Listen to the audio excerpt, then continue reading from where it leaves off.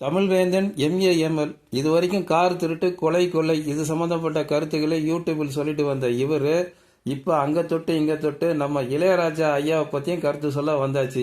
அது நல்லதாக இருந்தால் பரவாயில்ல, கெட்டதெல்லாம் இருக்குது. இளையராஜா தான் உன்னோட கொண்டு பேசுகிறாரு. இசை எங்கே இருந்து இசைனா ஆறுமணிப்பட்டியிலேருந்து இருந்துச்சு. ஆறுமணிப்பட்டி தான் கிளைம் பண்ணணும். என்கிட்ட தான் அவ்வளோ சவுண்ட் வந்துச்சு. ஆறுமணிப்பட்டி கேட்கலாமா?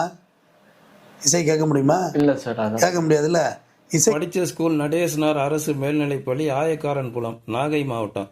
அங்கே தான் இவர் படிச்சிருக்காரு. இவரோட தந்தையார் ஒரு வாத்தியார்.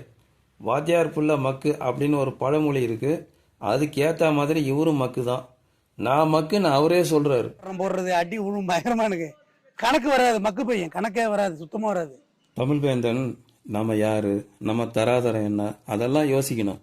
ஏதோ வெள்ளை சட்டை போட்டுட்டோம் அப்படின்றதுக்காக யாரை வேணாலும் எது வேணாலும் பேசிடக்கூடாது. நாம் பிறவி மக்கு, அவர் பிறவி மேதை.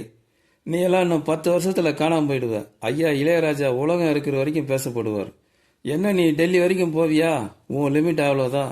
ஐயா உலகம் முழுதும் சுற்றி வந்தாச்சு. ஐயா இசையை பற்றி உலகம் முழுதும் பேசப்படுது.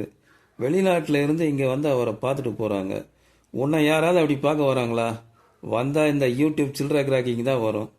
இளையராஜா ஐயாவை தொட்டவன் எல்லாம் பாதி பேர் மண்ணோட மண்ணா போயிட்டான். நீ எல்லாம் ஏமாத்துறான். சவுக்கு சங்கர் பேசாத பேச்சா நீ பேசிட்ட. கடைசியில் அவர் கதை என்னாச்சுன்னு தெரியும்ல. அதனால நாம நம்ம குடும்பம் வாரிசெல்லாம் நல்லா இருக்கணும்னா பெரியவங்க வாயில விழக்கூடாது. ஏன்னா அவங்க சாபம் பொல்லாதது. இப்போ நல்லா இருக்கிற மாதிரி இருக்கும், கடைசியில் எங்கேயாவது கொண்டு போய் கவுத்து விட்டுரும். பேசுறதுக்கு எவ்வளோ டாபிக் இருக்கு, அதெல்லாம் விட்டுட்டு